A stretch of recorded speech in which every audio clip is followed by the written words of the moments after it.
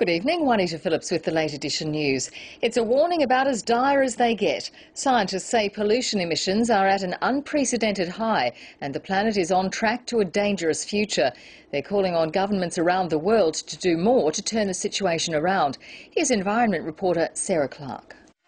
You might expect that the global economic downturn would translate to lower global emissions. Not so. The latest report card shows 36 billion tonnes of carbon dioxide was produced this year. This is about 50% more emissions that we had early in the 90s, at growth rates about 3%. Emissions in Europe and the US did fall in 2012, but China produced more than 3/4 of the additional growth. 80% of that new growth came from China alone, so that's pretty astonishing.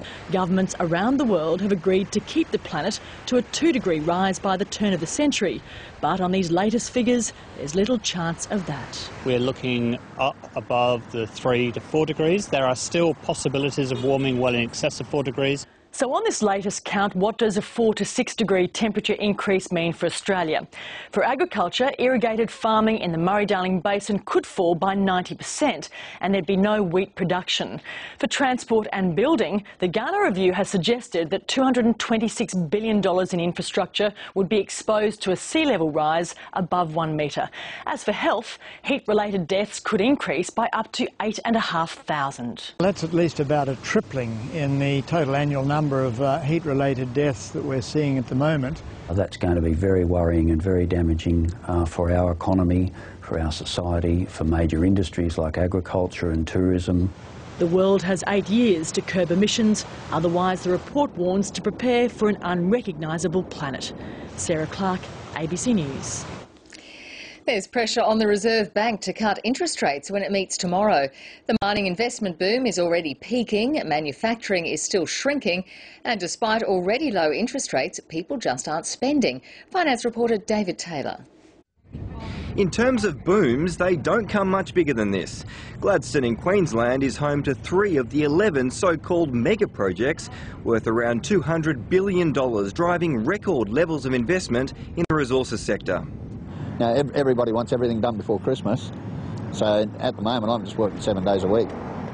Kevin Burston's earth-moving business is just one of the many small businesses in Gladstone struggling to keep pace with overwhelming demand. As it stands, there's over $260 billion worth of committed investment projects in the resources sector. Billions more are earmarked for approval over the coming months, but none of it is guaranteed because of rising costs. I felt that this boom was a big one, therefore the bust could be quite substantial. So what sectors of the economy are strong enough to support the nation in the event of a mining bust? Despite near record low interest rates, retail spending last month was flat, while the manufacturing sector is still shrinking. Tim Hampton used to work at the Reserve Bank. He says the RBA wants the construction industry to fill the growth gap. We've seen the trend increase in building approvals for quite some time, but there's a risk that that momentum that we're starting to see build fades. And if that happened, then the overall Australian economy would probably be growing more around 2% rather than 3%. After tomorrow's meeting, the Reserve Bank won't sit down again until February next year, putting even more pressure on the board to get a crucial decision right. David Taylor, ABC News. The case against an Australian man facing the death penalty in Malaysia has taken a new twist. Dominic Bird from Perth appeared in the Kuala Lumpur High Court today. The 32-year-old was arrested in March after allegedly selling methamphetamine to undercover police officers. But his lawyer says not enough of the drug was tested to be a valid sample. Both the quality as well as the quantity, the method of analysis is flawed. So if that is flawed, I think if a judge considers it properly, the whole charge should fall. Bird has pleaded not guilty to drug trafficking. In Japan, the safety of thousands of tunnels is being questioned. From a collapsed motorway tunnel outside Tokyo. A section of the concrete ceiling fell in, crushing at least 3 vehicles and sparking several fires. Millions of Japanese pass through motorway tunnels every day, and the one that collapsed was inspected just 3 months ago and declared safe.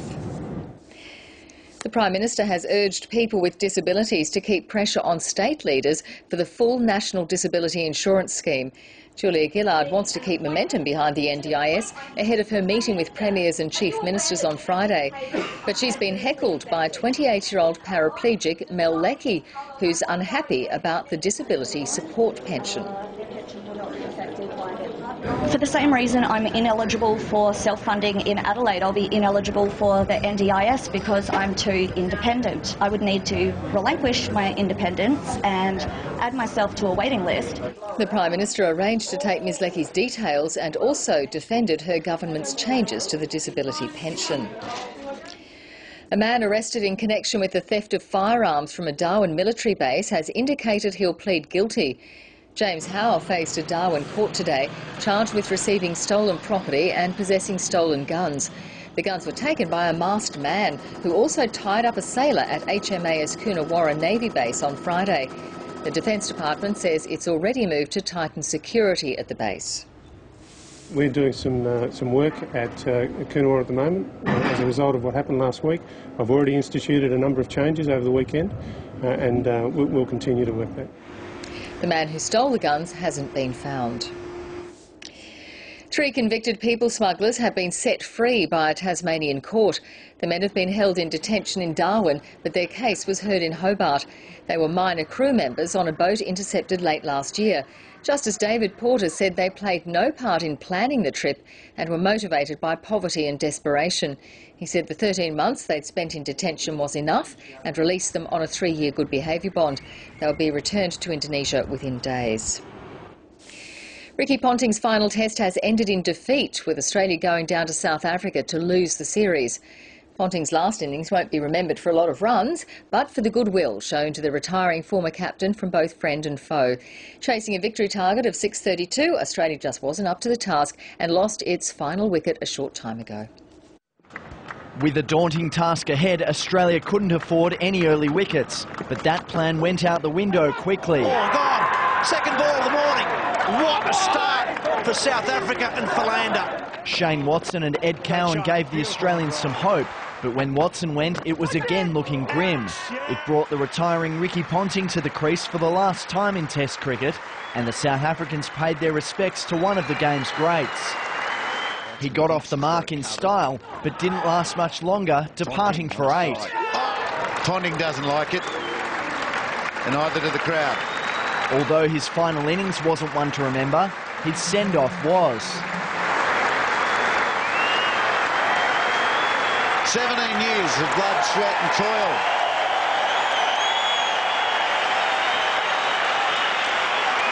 Cowan continued to look impressive before a hook shot brought about his downfall for 53. There's a man straight to him. They've got the 2 back and he's fallen for the trap. The pain for Australia wasn't just being felt on the scoreboard.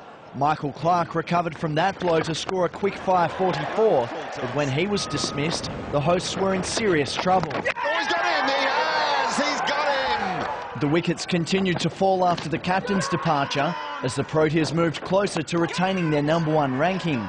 Mitchell Starc provided some late resistance with an aggressive half-century, ensuring the tourists would have to work for the final wicket.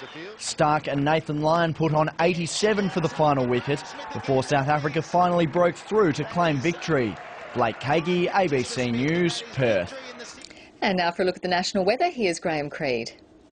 Tomorrow's going to be a day of real contrast as far as the weather goes across the country. We've got hot conditions through Western Australia and Queensland, the potential of severe thunderstorms through WA, with the interior likely to see some very heavy rainfall. And we've got snow developing about the alpine areas of the mainland down to around about 600 to 800 metres through the remainder of Tasmania as a cold front moves through.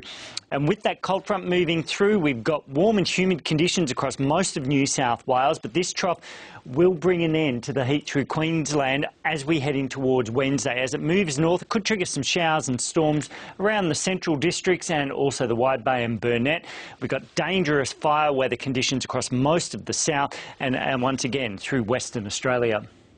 That's all from the ABC TV newsroom for now. To stay in touch throughout the night, go to ABC News Online, ABC Radio or ABC News 24.